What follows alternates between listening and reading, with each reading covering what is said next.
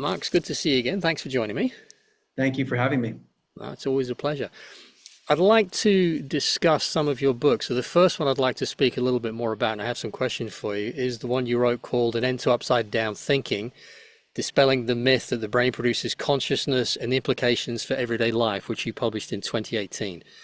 And as far as I could tell from that, the core kind of subject of that was consciousness is fundamental. And when you understand it, it can overturn some of our biggest fears. Would that be fair? Yes, another way I would put it is it's more about falsifying the idea that consciousness comes from the material world. I do pose this alternative that if consciousness doesn't come from the material world, more specifically, if it does not emerge out of the physical brain, then perhaps consciousness is the fundamental substrate of reality. As Max Planck said in 1931, a Nobel Prize winning physicist, I regard consciousness as fundamental. I regard matter as derivative from consciousness. So That's that's the notion of upside down thinking. But I want to give a caveat to you and your audience because I've become more and more sensitive to this as I've written more and looked at these topics more. yeah. I feel most comfortable with the falsification of an existing idea versus saying, I know with certainty this is the truth. Yep. Yep. Yep. I end up in a place of saying, well, I know it's not that, but what it is exactly, I'm not sure. So in this discussion, I'm sure we'll talk about the idea that maybe consciousness is fundamental, Yeah. and perhaps that's true to some degree, but it could be way more complex than that. I'd agree with you 100%. The further down I've gone down various tracks, I realize that it's definitely not that, but as to what it is, I'm not really sure at this point. Yeah, Yeah. fantastic. So, question number one for you. In your mind, in the research you've done, what is the single most compelling piece of evidence, whether it's from near-death experiences, psychic phenomena, quantum physics, or anything else, that made you think that the brain is a receiver as a model? I'll give two answers. The first answer is it's an aggregate of data. And that's why I had to write a book and into upside down thinking, because it wasn't one that made me say, oh, I know with certainty Yeah. consciousness isn't coming from the brain and the brain is somehow interfacing with it. But that said, I will give one example that I'm thinking of at first. Mhm. It's the veridical out of body experience in the near death experience. Hmm. And this actually makes the brain look like a filtering mechanism of consciousness rather than just a receiver. It might Yeah. have a receiver mechanism, but maybe the brain's actually getting in the way of a broader consciousness. And when you get the brain out of the way, everything's exposed, almost like removing a blindfold. Hmm. And the reason I say that with regard to this out of body experience is when a person's in a state of clinical death or close to it, let's say cardiac arrest, blood stops flowing to the brain, person is in major physiological trouble, they often describe being outside their body. Hmm. This is after they're resuscitated. And in these veridical out of body experiences, what they perceive while outside the body, meaning they heard something or they saw something from a vantage point, from above the body, maybe in another room, they Hmm. come back in their body and they are able to tell the doctor or family members or staff at the hospital what they saw and heard. Hmm. And those people who are not in a near-death state can say, that's correct. How could that be? Yeah. From a vantage point outside your body, number one, but also at a time when your brain should never have been able to produce something that was accurate. And the key here is that if the perception is verified, that's what the word veridical means. If it's a verified memory, then it's not a hallucination. Yeah. So we have a non-hallucinatory consciousness that's very vivid and accurate at a time when the brain is barely functioning or completely off. This is functional consciousness, enriched consciousness with little or no brain. This is very destructive to the materialist paradigm that the brain is what's creating consciousness. And just to preempt the skeptics, there is this counter argument sometimes, which is, well, there have been studies that measure there's a spike in brain activity in this little area after someone has died. We see the brain spiking a little bit. The question becomes, can that little spike can that explain the extent of what happens in a near-death experience? There's so much that happens, and you'd have to explain how that spike creates a veridical out-of-body experience, for example, verified memory from outside the body. There's no physiological explanation for that in neuroscience currently. Mhm. That's interesting. I've studied the near-death experiences quite a lot. I found that very interesting. And the further I went, it just makes so much sense that something else is going on completely. Yeah. Yeah, cool. So you came from a high achieving, very, what I would consider to be a rational background. It was in finance, wasn't it? Yes, finance and strategy consulting, so the Yeah. business world. Yeah. Okay. So what did it feel like to you, just on a personal level, to realize that the world you thought you knew, the materialist model, if you will, was fundamentally incorrect as you came across this new information?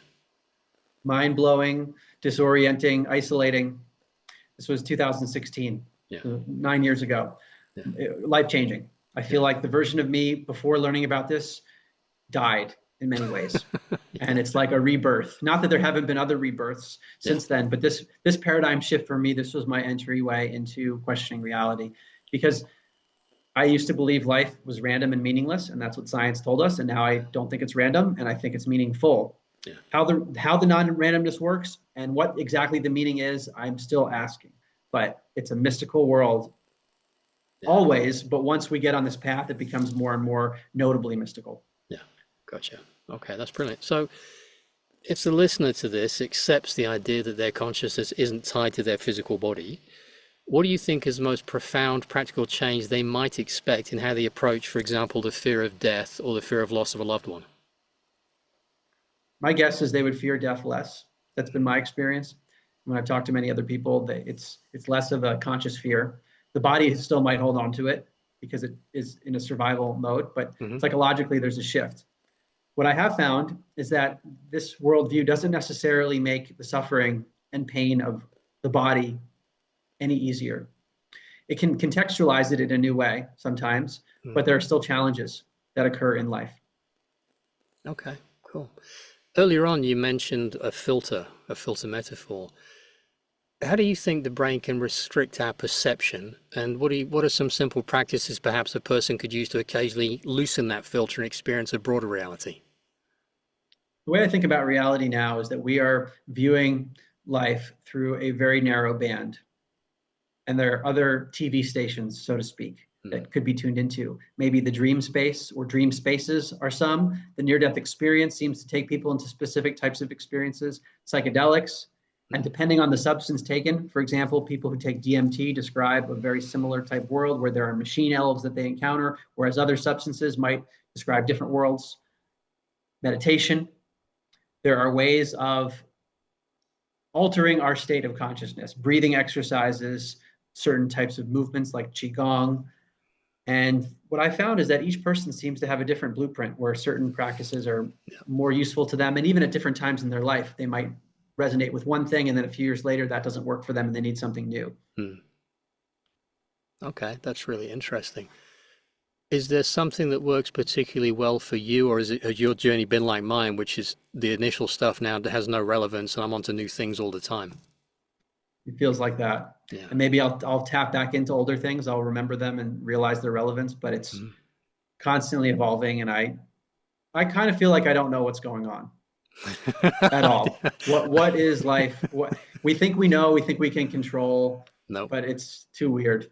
Yeah, no, I get that. In fact, the more I study this and the more I experience my life, the more I realize I know absolutely nothing about anything. Yeah, I don't. cool. No, But I think there are things we can falsify yeah, because a specific model is presented and we can show how it's not true. So I do think that the set of truths that used to exist for me, it's narrower. But within those possible truths, I don't know. yeah, gotcha, gotcha. That's cool, that's cool.